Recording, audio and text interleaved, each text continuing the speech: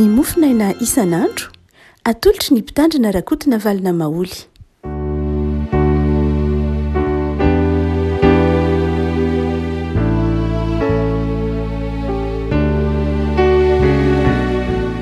Falmanabatsika revaka ity talata fa 20 ny volana oktobra ity. Ny mofinaina izay voalahatra ho antsika dia ny taratasy faharoa nosoratan'i Paoly ho an'ny Korintianina. Korintianina faharoa toko fahadimy, Korintianina faharoa toko fahadimy, andiny fahaenina ambin'ny folo ka hatramin'ny iraika amby roapolo. Korintianina faharoa toko fahadimy, andiny fahaenina ambin'ny folo ka hatramin'ny iraika amby roapolo amin'ny anaran'i Jesosy. Koa dia tsy mahalala olona intsony araka ny nofo isika, eny na dia nahafantatra ny Kristy araka ny nofo azy isika, ankehitriny dia tsy fantatsika araka izany intsony izy. Koa raha misy olona ao amin'ny Kristy dia olom-baovao izy, efa lasa ny zavatra taloha, indreo efa tonga vaovao ireo. Fa izany rehetra izany dia avy amin'Andriamanitra izay nampihavana antsika tamin'ny alalan'i Kristy sady nanome ny fanompoana fampihavanana. Dia izao Andriamanitra ao amin'ny Kristy nampihavana izao tontolo izao aminy ka tsy nanisany fahadisoany rehefa napetrany aminay ny teny fampihavanana. Koa dia iraka solon'i Kristy izahay, taon'Andriamanitra mampangataka anay aminareo solon'i Kristy, izahay ka mangataka indrindra aminareo hoe mihavana amin'Andriamanitra ny ianareo, izay tsy naharala ota dia efa nataony ota monjy antsika mba ho tonga fahamarinan'Andriamanitra ao aminy kosa isika. Ray masino manomasinana amin'ny fahamarinana ny teninao fahamarinana. Amen. Koa raha misy olona ao amin'ny Kristy dia olom-baovao izy, efa lasa ny zavatra taloha indro efa tonga vaovao ireo. Mandrakariva rentsika izany teny izany amin'ny fotoana rehefa misy raisina mpandray, rehefa misy olona atao batisa, dia mandrakariva rentsika izany teny izany hoe ny olona ao amin'i Jesosy dia olom-baovao. Miseho amin'ny endrika anakiroa izay midika ny teny ity. Ilay olona eo anatrehan'Andriamanitra sy ilay olona eo anatrehantsika. Ny hoe raha misy olona ao amin'ny Kristy dia olom-baovao izy dia izao olom-baovao izy eo anatrehan'Andriamanitra. Inona ny olom-baovao anatrehan'Andriamanitra? Raha ohatra ka mbola ao amin'ny fahotana ny olona, mbola tsy ao amin'i Jesosy Kristy izany, dia izy olombelona mpanota no hitan'Andriamanitra. Io ota io nefa no mampisaraka ny olona tamin'Andriamanitra. Io ota io no nampisaraka antsika tamin'Andriamanitra ary zary toy ny fandrafinan'Andriamanitra mihitsy aza ny fiainan'ny olombelona. Ny ota tsy hoe nampisaraka antsika tamin'Andriamanitra ihany koa nefa, fa ny ota dia nanalavitra, nampanalavitra antsika tamin'Andriamanitra. Raha hoe mampisaraka azy dia mety misy elanelana tsy miova, fa ny ota tsy hoe nampisy elanelana tsy miova ihany, fa tena nampanalavitra antsika tamin'Andriamanitra ary mahatonga antsika tsy nahafantatra an'Andriamanitra intsony mihitsy. Tsy fantatsika intsony Andriamanitra ary ireny nahatonga an'Andriamanitra isaky ny seho ao amin'ny bokin'ny testamenta taloha dia mampahafantatra mandrakariva ny tenany tamin'ny zanak'Israely. Izao n'Andriamanitra Isaka, Andriamanitra Jakoba, Andriamanitra Abrahama. Miveriberina izany teny izany ary miverimberina ny fampahafantaran'Andriamanitra ny tenany hoe izaho ny Jehova, izaho ny Jehova, izaho ny Jehova Andriamanitra reo. Ny antony dia ny fahotana dia nanakona ny fahafantaran'ny olona n'Andriamanitra. Ary mandraka ankehitriny ary dia tsapantsika fa ny fiarahamonina rehefa tsy mahafantatra an'Andriamanitra dia manjary manakona mihitsy na marina kokoa manjary mieritreritra ny tena no Andriamanitra mihitsy. Tsy fantany Andriamanitra, tsarainy Andriamanitra, melohany Andriamanitra, tsy hoe adinoany fotsiny fa heveriny ho izy mihitsy ny Andriamanitra. Dia hotsika manao hoe ilay ota dia nampisaraka antsika tamin'Andriamanitra ka nahatonga antsika ho tsy nahafantatra an'Andriamanitra, nahatonga antsika tsy mahalala momba an'Andriamanitra, nahatonga antsika tsy liana aza tamin'Andriamanitra, ary nahatonga an'Andriamanitra tsy afaka ny fandray tamintsika satria Andriamanitra masina, Andriamanitra mankahalany ratsy dia zarina nakana ny fitahiana tokony hitoetra amintsika ny fahotana. Mazava ho azy hitantsika amin'ny tenin'ny Paoly io amin'ity Korinthiana faharoa toko 10:1-20 izay tsy nahalala ota dia efa nataony ota hamonjy antsika mba ho tonga fahamarinan'Andriamanitra ao aminy kosa isika. Inona no hevitra izany? Nanatona antsika Andriamanitra dia no hamarinan'Andriamanitra isika, tonga marina isika eo anatrehan'Andriamanitra. Ary hoy Paoly manao hoe rava la efitra nampisaraka antsika tamin'Andriamanitra, Jesosy no ilay tetezany nampifandray antsika amin'Andriamanitra, dia manjary tonga fantatsika Andriamanitra, fantatsika amin'ny alalan'i Jesosy Andriamanitra, amin'ny alalan'i Jesosy no afantarantsika an'Andriamanitra, ary amin'ny alalan'i Jesosy no hijeren'Andriamanitra antsika. Za zany raha jeren'Andriamanitra na ianao jeren'Andriamanitra, satria mpino isika dia amin'ny alalan'i Jesosy zanany no hijereny antsika. Ary rehefa mijereny Jesosy Andriamanitra ka mijery antsika, dia zao ny tonony manao hoe indro ny zanako malalako, satria amin'ny alalan'i Jesosy no hijerentsika an'Andriamanitra dia afaka miteny amin'Andriamanitra antsika hoe Aba Ray. Jesosy zany dia tetezana nampifandray antsika amin'Andriamanitra ka manjary sahy sady afaka raha teo manonona an'Andriamanitra ho Aba Ray itsika. Fantatsika amin'ny alalan'i Jesosy Andriamanitra ka tsy mipetraka ho Andriamanitra ray pary ihany, fa milaza ho Andriamanitra ray be fitiavana. Ohatsika manao hoe inona ny hevitry ny teny manao hoe raha misy olona ao amin'ny Kristy olom-baovao izy, dia izao olom-baovao anatrehan'Andriamanitra isika. Lasa lay taloha. Inona lay taloha? Lay olombelona mpanota. Inona lay taloha? Lay olombelona fahavalon'Andriamanitra. Inona lay taloha? Lay olombelona tsy afaka manao ny sitrapon'Andriamanitra. Fa rehefa nandray an'i Jesosy kosa isika dia manjary vaovao eo anatrehan'Andriamanitra. Vaovao satria ny dioviny tompo tamin'ny rano tonga manana fiainana vaovao. Rehavako isika ny fijerin'Andriamanitra antsika zany rehefa ao amin'i Jesosy isika dia zanaka. Ny fijerin'Andriamanitra antsika rehefa ao amin'i Jesosy isika dia ankohonan'Andriamanitra. Ary satria ankohonan'Andriamanitra isika dia izao mahazo matoky fa ny fiainantsika dia fahatsarana hatrany. Aza mieritreritra zavatra impossible, zavatra tsy azonao angatahana amin'Andriamanitra ho amin'ny fiainanao, fa azon'Andriamanitra omeny anao zany rehetra zany rehefa mahasoa anao, satria mijery anao amin'ny mahazanak'Andriamanitra. Zay mahatonga an'i Paoly miteny manao hoe tsy omen'Andriamanitra anao miaraka amin'ny Jesosy koa va ny zavatra rehetra. Inona no lazaintsika?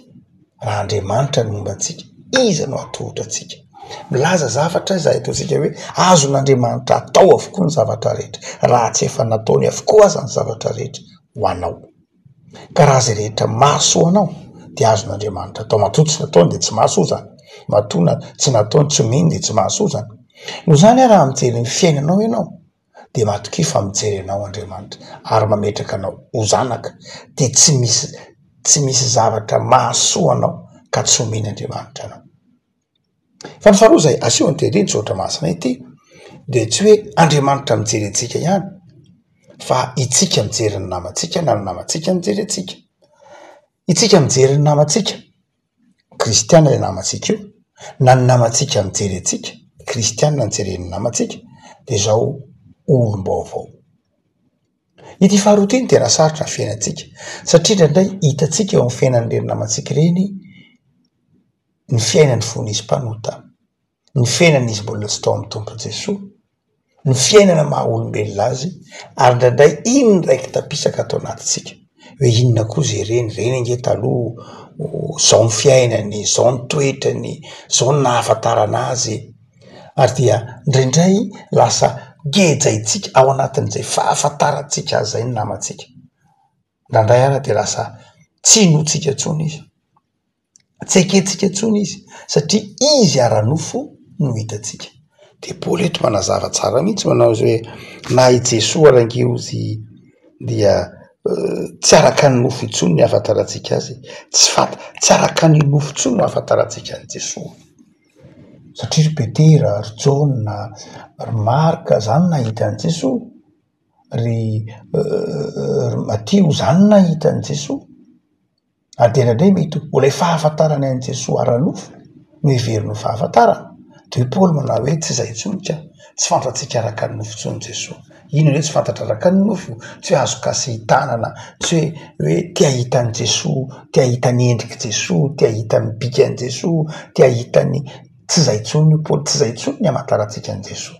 Tsy ilay Jesosy ara-nofo intsony ny fantarintsika ilay hoe Jesosy ara-tantara. Ilay ara-nofo mantsy ohatrany hoe zavatra miba, fa tsy ilay Jesosy ara-tantara, tsy ilay Jesosy hoe za tia hitany tongotry Jesosy, za tia hitany ny endriky Jesosy, tsy zany intsony ny zava-dehibe ho Paoly, fa finoana no andehanantsika fa tsy fahitana. Tsy zava-dehibe amintsika ny fandehanana amin'ny zavatra hita maso, fa ny finoana no ahafantarantsika ny Jesosy. Ary ohatry zany koa izy olona ao amin'ny Kristy io Paoly, tonga olom-baovao izy. Rehefa mijery ny namanao zay ianao zao de jereo ao amin'ny Jesosy izy jerena. Rehefa mijery ny namanao ianao de jereo ao amin'ny Jesosy izy. Tsika olombelona mpanota de indraindray le solomaso maha olombelona mpanota iny no hijerentsika ny namantsika de indraindray tsara itsika izy, indraindray milohantsika izy, indraindray raha tseketsika mihitsy ny fiovana, indraindray tseketsika mihitsy ny fiovany na tsy itokisantsika mihitsy ary ny olona koa raha mijerentsika indraindray de jereny amin'izany solomasony mbola mahampanota zany tsika. Eto Paoly de manitsy manao hoe raha misy ange olona ao amin'ny Kristy efa olom-baovao izy, efa lasa ilay taloha, efa navelana ho eloka izy, efa lasa ilay taloha, efa ao amin'ny Jesosy izy, efa afaka izy. Indraindray mety ilay fahalemena akelezintsika le izy satria noho ny fahasoavan'i Jesosy, le fahalemena kely iny no indraindray rohititsika, alebiazitsika, hitaritsika, fa le fahatsarana zay ataontsika hoe lehibe noho ny fahasoavana tsy resahantsika. Fa rehefa ao amin'ny Jesosy nge izy ka ao amin'ny Jesosy hijerenao azy de zao le fiezahany, lay asa ataony de zao azonao jerena amin'ny zavatra tsara. Afaka tiany tompo zany hiova fomba fijery isika ny kristianina namantsika. Zay mahatokany hoe tsy de tokony ho hita loatra zany kristianina mifosa namana, tsy de tokony ho hita loatra zany kristianina manaratsy namana satria amin'ny fotoana hanaratsianao namana, kristianina le namanao, amin'ny fotoana hitsaranao namana nefa kristianina de toy ny mitsara ny Jesosy mihitsy ianao, toy ny mitsara ny fandraisana, toy ny mitsara ny famelan-keloka ny raisiny, toy ny mitsara ny fiainana atao amin'ny Kristy ny raisiny satria efa ao amin'ny Jesosy izy. Noho zany de saro-piaro amin'ny fahamarinany, saro-piaro amin'ny raha efa nalatsany ho an'ny nony Jesosy. Noho zany dia tsy akasitraka mihitsy izy ny hitsaranao ny hafa na ny any amelohanao ny hafa, fa ny andeferanao aminy ary hijerenao azy ny namanao amin'ny solomaso ny fahasoavana. De hoy Jesosy eto, hoy Paoly, raha misy olona ao amin'ny Jesosy de zao efa olom-baovao izy. De afaka manova ny toetsintsika zany, ana fahalemem-panahy amin'ny namantsika.